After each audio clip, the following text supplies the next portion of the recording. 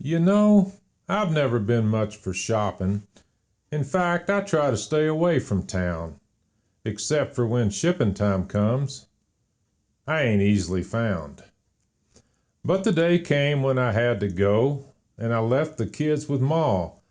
But before I left, she asked me, would you mind to pick me up a bra?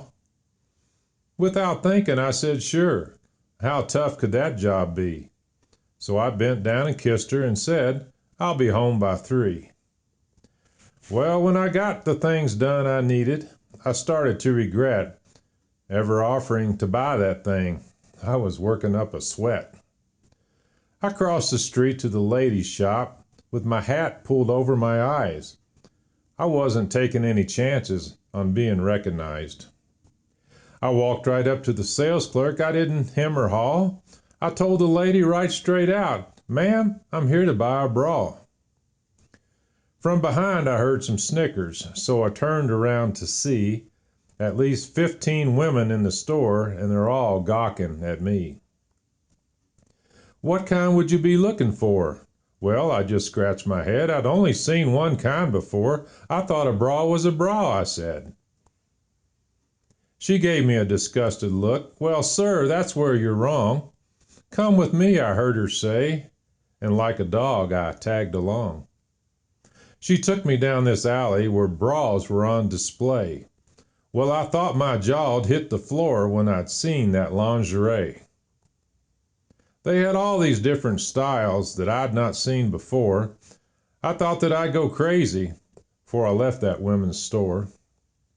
They had bras you wear for 18 hours and bras that cross your heart. There were bras that lift and separate, and that was just the start. They had bras that make you feel like you weren't wearing one at all, and bras that you can train in when you start off when you're small. Well, I finally made my mind up. I picked a black and lacy one. I told the lady, bag it up, and I figured I was done. But then she asked me for the size, and I didn't hesitate. I know them measurements by heart, 6 7/8. 6 7/8? Well, sir, that ain't really right. Oh, yes, ma'am, I'm positive. I just measured 'em last night. I thought that she'd go into shock.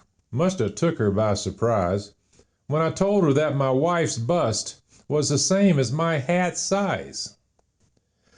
That's what I used to measure with. I figured it was fair. But if I'm wrong, I'm sorry, ma'am. And this drew another stare.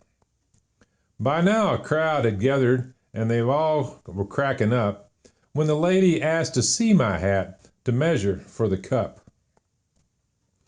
When she finally had it figured, I gave the gal her pay. I turned to leave the store. I tipped my hat and said, good day. My wife had heard the whole story before I ever made it home. She talked to 15 women who had called her on her phone. She was still laughing, but by then I didn't care. Now she don't ask me and I don't shop for no women's underwear.